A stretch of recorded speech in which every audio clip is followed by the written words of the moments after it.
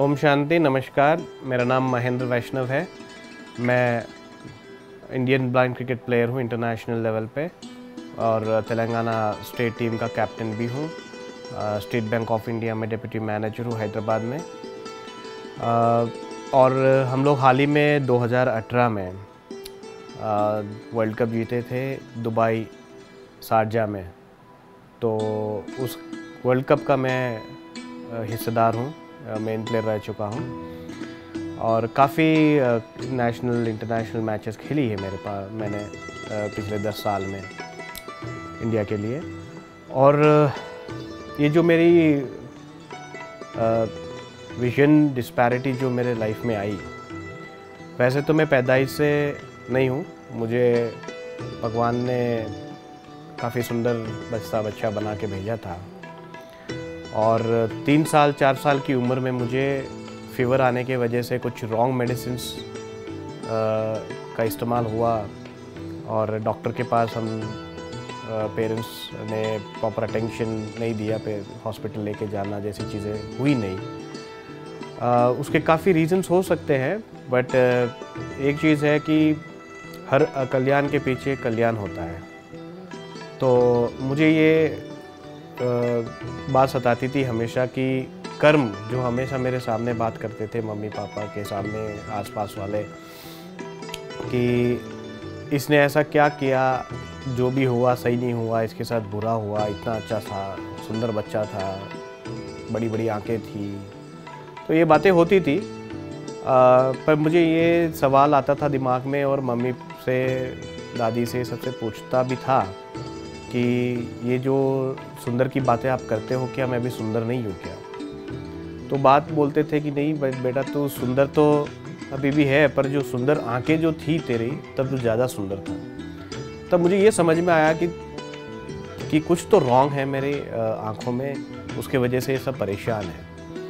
और ये जो सोसाइटी में जो बातें होती है कि इसके साथ ऐसा नहीं होना चाहिए, तब भगवान ने इसके साथ बुरा किया, और एक पिटीनेस, एक सिंपैथी और बेचारा, ये सब सुनता था। और पेरेंट्स को भी वो झेलना पड़ता था। कहीं पर भी जाते तो हाथ पकड़ के जाना करना, मेरी देख रेख करना, एक ही जगह पर बैठे रहना। और कोई भी रो, अगर मैं थोड़ा भी कुछ करना चाहूँ तो उसके लिए टोकना कि नहीं, तू बैठ जा एक ही जगह, कुर्सी पे बैठे रहे, वहाँ पर एक तेरे को कुछ हो जाएगा, तेरे को कुछ लग जाएगी। तो जो एक अंदर एक घुटन सी होती थी मुझे कि ये ऐसे क्यों हो रहा है, जबकि मेरे भाई हो, मेरे रिलेशन में जो बाकी के बच्चे अच्छे से कूद रहे हैं, खेल रहे हैं, और मुझे एक ही जगह बैठाने की ये कोशिश कर रहे हैं। तो ये सब फिर मैंने ये समझना शुरू किया जब जैसे जैसे बड़ा हुआ कि जैसे मैं पैदाइश से हूँ नहीं और बीच में हुआ, इसका मतलब कुछ तो है जो जिसकी वजह से ये हुआ है। ये शायद ये विधि का खेल है और ऊपर वाला मेरे से कुछ करवाना चाहता है और मुझे कुछ ऐसा एक गोल दिया गया है जिसे मुझे हासिल करना है। तो जो मेरे पास नहीं है उसके लिए अभी सोचना बंद करना है, और जो भी है मेरे पास, जो कल के लिए मैं क्या कर सकता हूँ वो मुझे करना है। और ये चीज़ मैं दिमाग में और दिल और दिमाग में मैंने मेरे मन में बना लिया था। अपने आप को एक अलग तरीके से विजुअलाइज करना शुरू कर दिया था कि मुझे कुछ तो बनना है ताकि लोग मुझे प्रेज़ करें, मेरी प्रशंसा करें, कुछ रिकग्निशन मिले, सभी लोगों को मैं एक जवाब दूँ कि मैं क्या हूँ, मैं क्या चीज़ हूँ, भगवान ने मुझे ऐसे क्यों किया था, क्यों बनाया था, सभी को अपना अपना जवाब मिल जाए। तो इसी तौर पे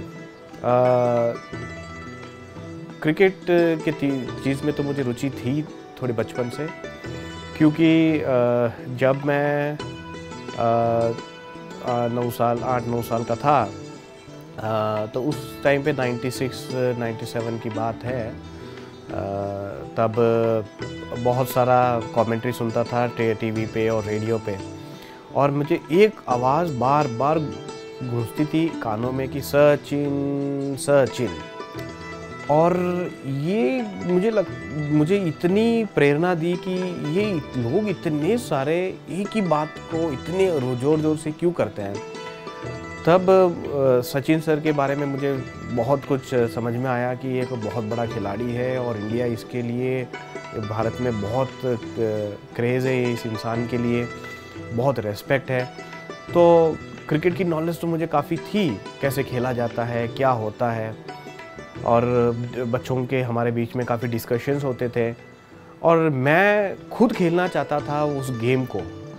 तो मैंने क्या किया, हम लोगों ने छोटे बच्चे थे तो हमने एक ऑयल, जो तेल का डब्बा आता है जो जनरली हम घर में यूज़ करते हैं, एक छोटा सा कोकोनट ऑयल का डब्बा ले लो जो पैराशूट हो या, तो उसमें हम खाली डब्बे में छोटे छोटे स्टोन्स डालते थे। स्टोन्स डाल के उसका जो ऊपर का जो ढक्कन उसको अच्छे से टाइट कर देते थे ताकि खुले ना, और उसको हम आवाज़ से फेंकते थे और आवाज़ पे हमको उसको शॉट मारना है।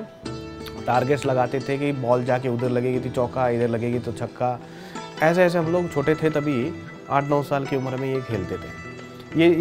ये घटना मैं स्पेशल स्कूल की बात कर रहा हूँ जहाँ पूरे दिव्यांग, विजुअली इम्पेयर्ड ब्लाइंड लोग पढ़ते हैं हैदराबाद में।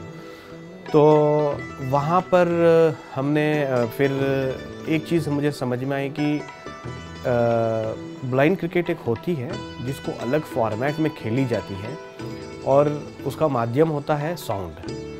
सो ये ऑलरेडी ऑस्ट्रेलिया, इंग्लैंड में काफ़ी पॉपुलर हो चुकी थी और इंडिया में भी धीरे धीरे स्प्रेड हो रही थी। तब हमारे स्कूल में, हैदराबाद में स्कूल में आए सिलेक्शन के लिए, आसपास कैंप्स रखे, सिलेक्शन कैंप्स रखे और सिखाने के कैंप्स लगे कि कैसे खेला जाता है, इसको कैसे खेलना है। तो मैं जब ये पता चला तो बस मुझे तो दूसरी दुनिया मिल गई जैसी बात हो गई कि जो मैं चाहता हूँ, जिसमें मुझे काफ़ी रुचि है, मैं उस चीज़ के बारे में मुझे पता चला तो मैंने उसमें काफ़ी इंटरेस्ट बताया। फिर अच्छे से खेलने लगा और जब सिलेक्शन हुआ, स्टेट टीम का सिलेक्शन हुए, तब मैं 7वीं कक्षा में था, जब मैं 12 साल की उम्र थी मेरी। तो उस टाइम पे सिलेक्शन हुआ और स्क्वाड में आंध्रा टीम के लिए मैं सिलेक्ट हुआ फर्स्ट टाइम। तो कहने का मतलब है कि 12 साल की उम्र में मेरा करियर क्रिकेट का शुरू हो गया था ब्लाइंड क्रिकेट में। फिर हमने काफ़ी नेशनल टूर्नामेंट खेले, स्टेट के लिए काफ़ी मैचेस खेली। फिर एक 2002 वर्ल्ड कप आया था फर्स्ट टाइम इंडिया में, तब उसके लिए सिलेक्शन के लिए हमें तैयारी कर रहा था, लेकिन वो नहीं हो पाया। और एक बाद में 2006 में फिर वर्ल्ड कप आया, उस टाइम पे मेरी हेल्थ ठीक नहीं थी तो मैं नहीं जा पाया। तो एक खिलाड़ी को जो क्रिकेट में जो रहता है या कौन सी भी फील्ड में रहो, उसको एक इंटरनेशनल इवेंट यानी वर्ल्ड कप इवेंट खेलने का बहुत बड़ा सपना रहता है। एथलीट को एक ओलंपिक्स खेलना बहुत एक बड़ा सपना रहता है, वैसे क्रिकेटर्स को क्रिकेट वर्ल्ड कप एक खेलना ज़्यादा उसका वो सपने देखते रहता है। तो मुझे एक सपना ये था कि मैं कैसे भी मुझे वर्ल्ड कप तो खेलना ही है, और ये हो नहीं पा रहा था। 2006 में मेरे नहीं हुआ। फिर मैंने कुछ कपल ऑफ इंटरनेशनल सीरीज़ खेली आउट ऑफ कंट्रीज़ जाके, और इधर डोमेस्टिक में भी इंग्लैंड के साथ, और ट्रायंगुलर सीरीज़ ऑस्ट्रेलिया, पाकिस्तान जैसे कंट्रीज़ के साथ हम लोगों ने मैचेस खेले थे। उस टाइम पे मैं था। और फिर 2012 का वर्ल्ड कप आया, तो उस टाइम पे भी मुझे लेग का फ्रैक्चर था, तो उसमें भी मैं नहीं जा पाया। फिर 2014 का वर्ल्ड कप आया साउथ अफ्रीका का, उस टाइम पे मेरे लेफ़्ट लेग पे इंजरी थी, और वो भी उसी टाइम पे थी जब हम लोगों को प्रो बोल्स के लिए जाना था, और फिर उन्होंने मुझे नहीं लिया। तो एक चीज़ मुझे बहुत परेशान कर रही थी कि जो मैं चीज़ चाह रहा हूँ, जिस चीज़ को मैंने विजुअलाइज़ किया है, जो मैं एक पाना चाहता हूँ, वो मुझे मिल नहीं रही है। तो बस मैंने अपने आप को एक समय दिया कि जब इतना कुछ हो चुका है, इतना कुछ मैंने सह लिया है, और थोड़ा और वेट कर लेता हूँ, शायद मुझे कुछ और, इस कहते हैं कि इस सब्र का फल मीठा होता है। तो मैं ऐसे सोचा कि सब्र का फल करने और ज़्यादा मीठा रहेगा। तो बस पॉजिटिव थिंकिंग के साथ मैं काफ़ी वेट करता रहा। हर बार जैसे जैसे तकलीफ़ें आई, जैसे जैसे मोड़ आए, किसी ने वो कहा, किसी ने तू कुछ नहीं कर सकता, किसी ने विकलांग बोला। विकलांग यानी भारत में तो रेस्पेक्ट ही बहुत कम होती है। हम आज दिव्यांग जैसे शब्द बहुत अच्छे से इस्तेमाल कर रहे हैं, बट सोसाइटी में, एक्चुअल रियल सोसाइटी में जाते हैं तो एक अलग ही चैलेंज होता है। वहाँ पर सभी को फेस करना बहुत बड़ा चैलेंज होता है। तो उस चीज़ को कैसे भी हम लोग काफ़ी स्ट्रॉन्ग बन चुके थे। कहते हैं कि जितने हथेड़े पे मार लगेगी हथौड़ा उतना मजबूत होते जाएगा। तो ये चीज़ सही है। मुझे जितने जितने प्रॉब्लम्स आए, चैलेंजेस आए, मैं उतना स्ट्रॉन्ग, उतना डिटर्मिनेंट और स्थिर होते गया। तो बाद में फिर मैंने 2017 में सुना कि पहले सुन लिया, पता था कि नेक्स्ट वर्ल्ड कप कब का क्या है। तो 2017 में आया, वर्ल्ड सिलेक्शंस की ट्रायल्स चल रहे थे। फिर मैं काफ़ी पॉजिटिव था कि इस बार तो मेरा होगा ही, क्योंकि मैं जो सपना देखा है, एक वर्ल्ड कप मेरे हाथ में है, मेरे प्लेयर्स के, मेरे टीममेट्स है, सब कुछ है। और प्राइम मिनिस्टर ऑफ इंडिया हमें इनवाइट किए हुए हैं, प्रेसिडेंट ऑफ इंडिया हमें इनवाइट किए हुए हैं, काफ़ी पब्लिक हमारे लिए तालियां बजा रहे हैं। तो ये सपना मैंने विजुअलाइज ये देखा है और मैंने विजुअलाइज किया है, तो इस बार तो होना ही है। जैसे मैं पॉजिटिव था, तो काफ़ी यंगस्टर्स आ चुके थे ऑलरेडी टीम में। 2017 में फिर मैंने प्रैक्टिस शुरू की, खेलना, कैंप्स में जाना, यहाँ वहाँ शुरू किया। और टूर्नामेंट्स में मैंने थोड़े अच्छे परफॉर्मेंसेस दिए। और मेरे जो सीनियर प्लेयर्स थे मेरे, या फिर जूनियर्स मेरे साथ में जो खेलते हैं, उनको भी अच्छा लगा जब मैं कम बैक किया। थोड़ा गैप बन गया था बीच में, और उन्होंने भी बहुत सपोर्ट किया। एक रिस्पेक्ट था मेरे ऊपर कि नहीं, ये काफ़ी सीनियर प्लेयर है, काफ़ी परफॉर्मेंसेस देते हैं। तो उसके हिसाब से सपोर्ट भी मिला और वो पॉजिटिव वाइब्रेशंस भी मिले मुझे। फिर मुझे 2000 फिर वो स्क्वाड का लिस्ट आया, और 2017 का 17 नवंबर में, तो उसमें मेरा नाम था और मुझे बहुत अच्छा लगा। मैं खुश हुआ। फिर अपने आप को 100% देने की कोशिश की पूरे कैंप में। और जनवरी 2018 में जब हम लोग दुबई शारजा गए, और शारजा में खेलना, उस इंटरनेशनल स्टेडियम में खेलना किसी भी खिलाड़ी के लिए एक बहुत बड़ा सपना होता है। और तो मुझे बहुत अच्छा लगा कि अभी शारजा जा रहा हूँ। फिर वहाँ गए, हर मैच खेली, 7-8 कंट्रीज़ आई हुई थी, और हमने हर मैच पे जीत हासिल की। फिर फाइनल्स हुआ था, बहुत ही रोमांचक मैच था। टक्कर भारत और पाकिस्तान के बीच में हुआ था। और कौन सा भी खेल ले लो, पाकिस्तान और इंडिया के बीच में होता है तो काफ़ी इंटरेस्टिंग होता है। काफ़ी उसमें एक स्पोर्ट्समैन स्पिरिट दिखता है, एक टक्कर दिखती है। तो वो इसमें हमारे ब्लाइंड क्रिकेट में भी वैसा ही हुआ। और वैसे तो हम लोग बहुत अच्छे फ्रेंड्स हैं वहाँ थे, और है भी जब हम साथ में खेलते हैं तब। तो फिर फाइनल्स भी इतना अच्छा रहा कि हमको जीत आखिरी ओवर में मिला, जब हमको सिर्फ एक ओवर बचा था और हमको 9 रन बनाने थे। तो फिर हम लोग जीते, और वहाँ के इंडियन रेजिडेंट्स जो हैं, जो इंडियंस रहते हैं वहाँ पर, उन्होंने सब काफ़ी सपोर्टर्स थे, हमको सपोर्ट करने आए।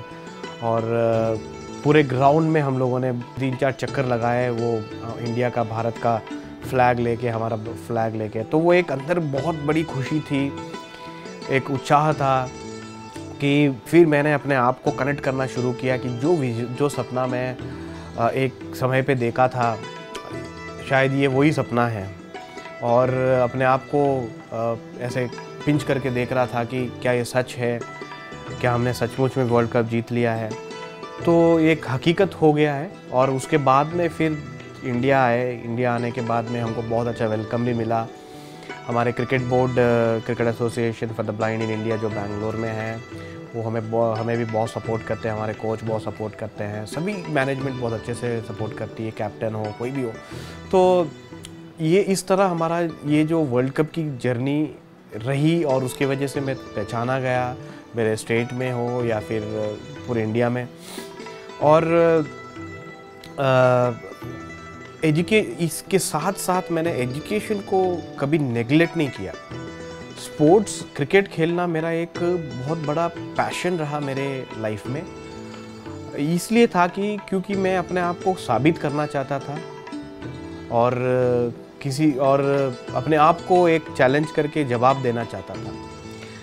तो वो पैशन के तौर पे चलता रहा और एजुकेशन मेरी लाइफ बनाने में मैं उसको एंकरेज करता रहा, मैं कंसंट्रेट करता रहा। और मैंने उसमें आर्ट्स में public administration and political science, उसके बाद ने मास्टर्स किया social welfare development Tata institute of social sciences से, फिर एग्जीक्यूटिव एमबीए किया कर्नाटका यूनिवर्सिटी से।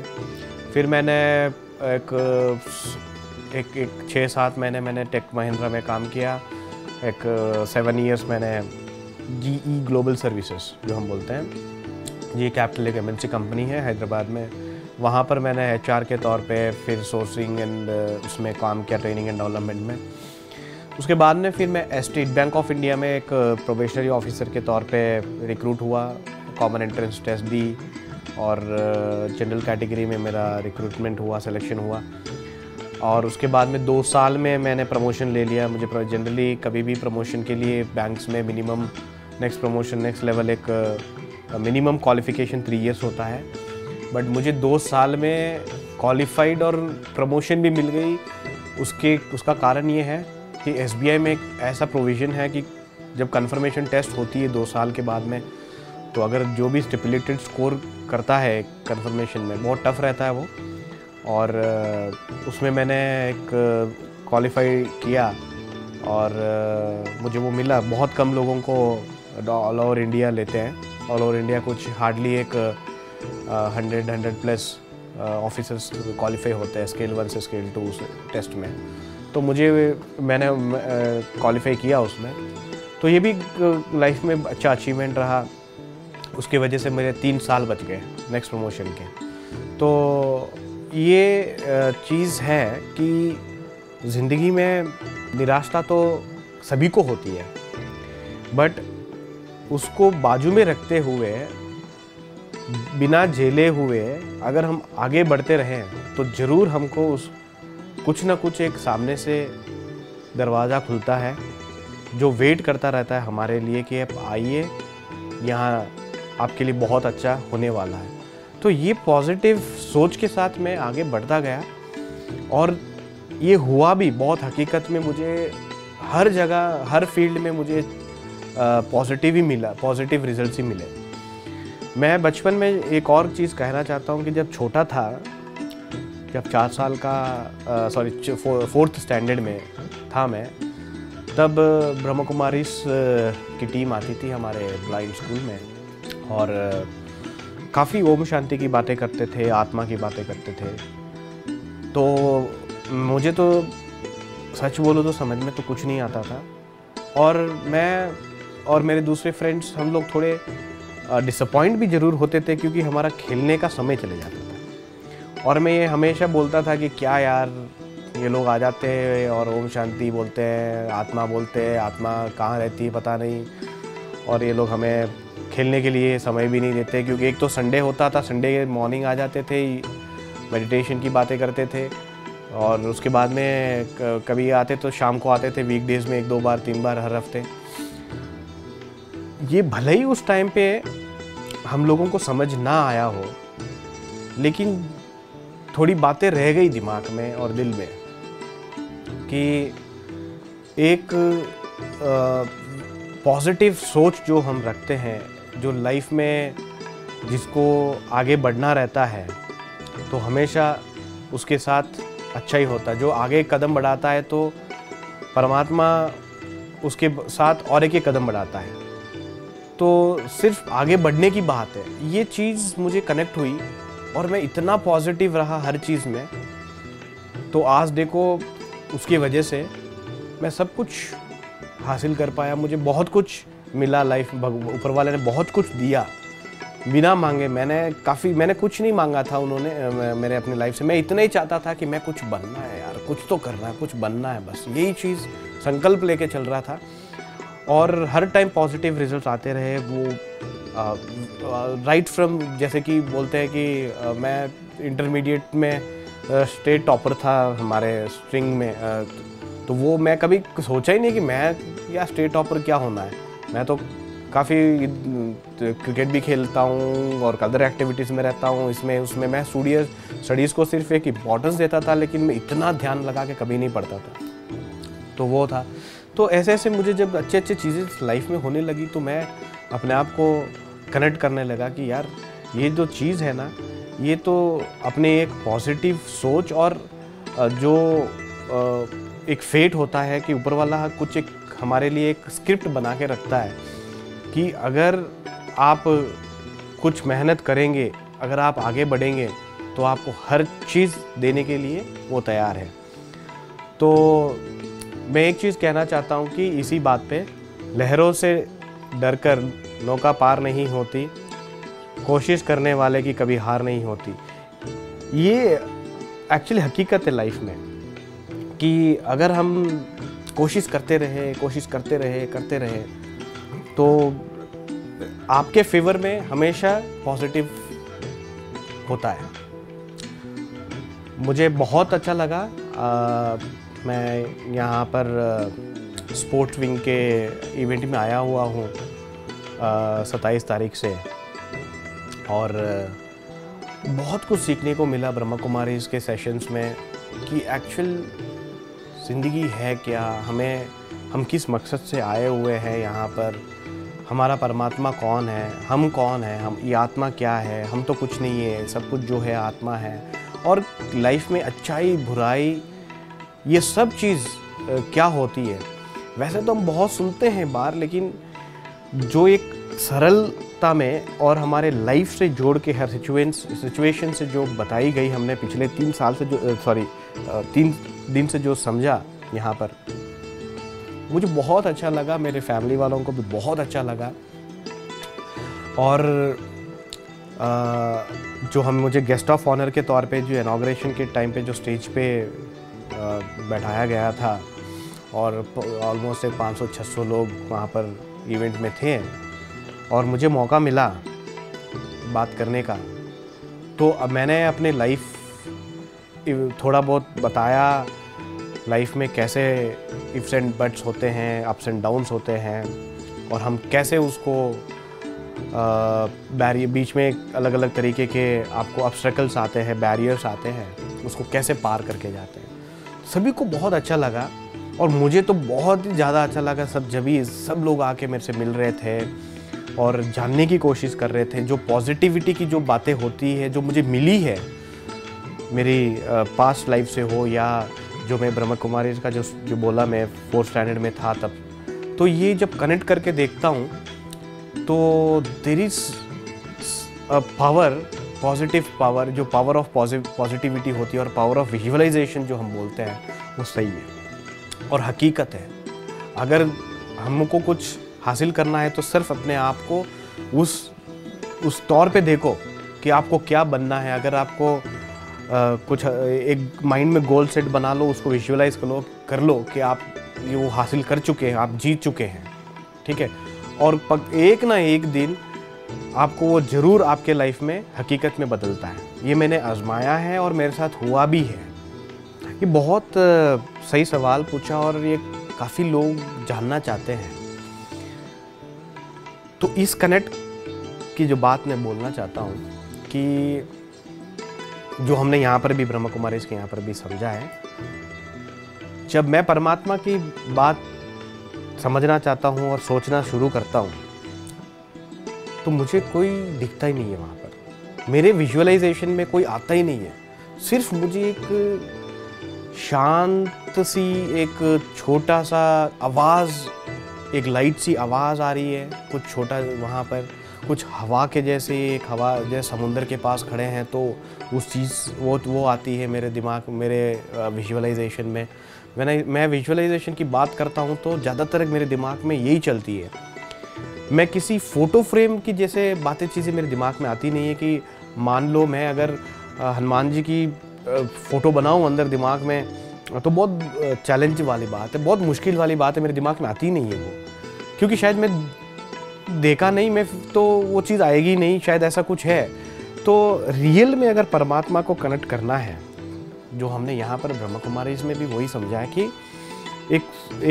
एक सूक्ष्म बिंदु है, या फिर कुछ छोटी सी एक जिसमें एक डॉट जैसा है, बस एक तो डॉट जैसी चीज़ तो मेरे को काफ़ी आती है दिमाग में, क्योंकि डॉट आई मीन क्या होता है, डॉट क्या होती है, तो वो चीज़ आती है मेरे दिमाग में, और मैं उसी चीज़ पे ध्यान देता हूँ जो चीज़ मुझे आसपास में, मेरे पास्ट में जो आवाज़ें आई, या फिर जो मैं जिस चीज़ को फील किया हूँ, और जिस चीज़ में मैं जब ध्यान देना शुरू करता हूँ, वो चीज़ें मेरे दिमाग में आती रहती है। अब जैसे मान लो उदाहरण के तौर पे, जैसे मैंने बोला कि मुझे वर्ल्ड कप मेरे हाथ में है, तो मैं अपने आप को शायद उस पिक्चर में ना देखूं, लेकिन मेरे हाथ में वर्ल्ड कप है और काफ़ी लोग आवाज़ों से महेंद्र महेंद्र ऐसे बोल रहे हैं, और सभी लोग तालियों की आवाज़ें आ रही है मुझे, और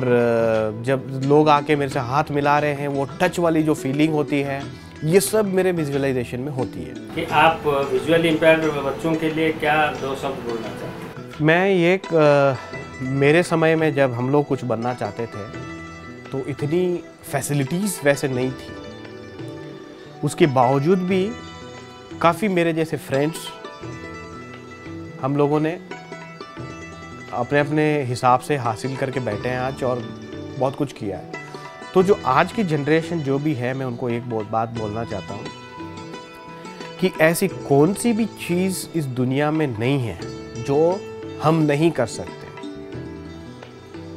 मैं जब हम की बात करता हूँ तो उसमें सब लोग आते हैं, और दिव्यांग भाई जो मेरे साथी हैं, उनके लिए तो और डबल है, कि डबल एडवांटेज ये है कि इतने अपॉर्चुनिटीज़ है बाहर, जॉब्स ले लो, एजुकेशन ले लो, इतना क्यों, अभी तो स्पोर्ट्स भी बहुत कुछ है।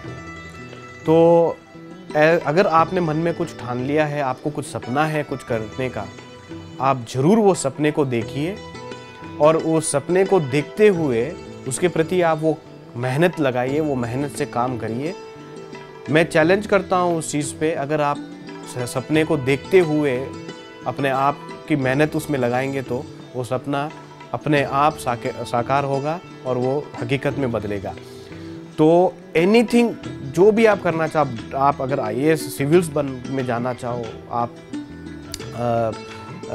टीचर बनना चाहो, और या फिर कुछ लॉयर बनना चाहो, ये बड़ी कंपनी में कुछ चार्टर्ड अकाउंटेंट बनना चाहो, मेरे काफ़ी, आपको पता ही है कि इतने सारे अभी फ्रेंड्स हैं जो अलग अलग फील्ड्स में काफ़ी हासिल किए हुए हैं। तो बाहर इंफ्रास्ट्रक्चर भी बहुत डेवलप हो चुका है, टेक्नोलॉजी अपडेट होते रही है, टेक्नोलॉजी हमारी सबसे बड़ा दोस्त है टेक्नोलॉजी। अगर आप सीख लो, अगर आपके हरदम साथ रख लो, तो आपको किसी के ऊपर निर्भर होने की ज़रूरत है ही नहीं। आपको इतना मटेरियल फॉर्मेट में बाहर अवेलेबल है, और काफ़ी ऑर्गेनाइजेशंस है जो हमें सपोर्ट करते हैं, अगर जो भी ब्रेल में चाहिए, ऑडियो में चाहिए, तो बहुत कुछ है। अगर सिर्फ है तो एक ही कमी, सिर्फ अपनी सोच, अपने आगे बढ़ने का जो कदम उठाने की जो कोशिश है, बस वो एक ही कमी, बाकी के तो सब है अपने पास। बस आगे बढ़ते रहो, आगे कदम बढ़ाओ, आपके साथ खड़े, आप एक कदम बढ़ाओ, आपके साथ 10 कदम साथ में खड़े हैं जो आपको सपोर्ट करने के लिए। बस ये चीज़ बोलना चाहता हूँ। आपको सोसाइटी से जो विजुअली इम्पेयर्ड नहीं है, जो जनरल सोसाइटी, जो पीड़ा कभी ना कभी आपको दिया गया है, कहीं ना आप कुछ ना कुछ बातें ऐसे सुने होंगे, तो उन लोगों के लिए आपका क्या संदेश रहेगा? देख, समय जो ऐसी चीज़ है, किसके साथ कैसा समय रिएक्ट करे, कैसी सिचुएशन लेके आ जाए, ये किसी को भी नहीं पता है। तो एक अगर हम 10 साल की पिछले सोसाइटी में चले जाए तो बहुत डिफरेंस था। लोगों में अवेयरनेस नहीं था कि ये लोग क्या कर सकते हैं, इनकी लाइफ बेकार है और ये कुछ नहीं कर सकते हैं। और पेरेंट्स भी बहुत डिसअपॉइंटेड होते थे, बहुत डिमोरलाइज होते थे और अपने आप को भी कोसते थे कि ऐसा बेटा, ऐसा बच्चा, ऐसी बेटी मुझे क्यों दी, ऐसे बच्चा मेरे फैमिली में क्यों पैदा होना था, या अगर मेरे साथ ही क्यों होना था। ये चीज़ होती है। और अड़ोस पड़ोस वाले या दूसरे लोग ये सोचते हैं चलो यार हम तो बच गए, इसके साथ हुआ, इन माँ बाप को ये बच्चा मिला, ऐसा इसके साथ हुआ, बोल तो हम तो बच गए। ये जो सोच है ना, इसकी वजह ये अभी लोगों को हटानी है। और क्योंकि जो ये मैं ये मानता हूँ, जो पेरेंट्स हैं, मैं उनको यही कहना चाहता हूँ कि ये एक बहुत भाग्यशाली बात है, सौभाग्य की बात है कि आपको वो मौका मिला कुछ अलग सा करने का। जब ये मेरे साथ हुआ तो मैंने अपने आप को ये गॉड गिफ्ट समझा। एक समय होने के बाद में इट्स ए गॉड गिफ्ट, क्योंकि गिफ्ट तो सभी को नहीं मिलती है। जब गिफ्ट सेलेक्टेड लोगों को ही मिलती है और उस सेलेक्टेड में मैं हूँ, इसका मतलब आई एम गॉड गिफ्टेड। तो वो गिफ्ट के तौर पे आप अगर जैसे हम गिफ्ट को अच्छे से रखते हैं, उसको काफ़ी केयर करते हैं, तो आप पेरेंट्स हो तो पेरेंट्स को भी वो सेलेक्टेड है फ्रॉम द गॉड, भगवान से सेलेक्ट किए हुए हैं कि आपको ऐसे बच्चे दे रहे हैं हम, क्योंकि आप उनको अच्छे से संभाल सकते हो, ऐसे सोच समझ के देता है। वो उन्हीं को देता है ऊपर वाला जो उसको समझ के मीन्स वो उनको संभाल सकते हैं, एक रिस्पॉन्सिबिलिटी के तौर पे अच्छे से संभाल सकते हैं। तो आप निराश ना होइए, उसको सौभाग्य समझ के, अपना भगवान की तरफ से एक इनाम समझ के उसको लेके अपना सेवा, जो भी अपनी सपोर्ट जो है वो करते रहिए। बाकी का तो जो वो बच्चे हैं वो करके बताएंगे। तो बहुत बहुत धन्यवाद। मैं एक ही कहता हूँ कि भगवान सब अपने लिए सब अच्छा करता है और आगे भी सब कुछ अच्छा ही होगा। हिम्मत ना हारो, बस आगे बढ़ते रहो। बहुत बहुत धन्यवाद।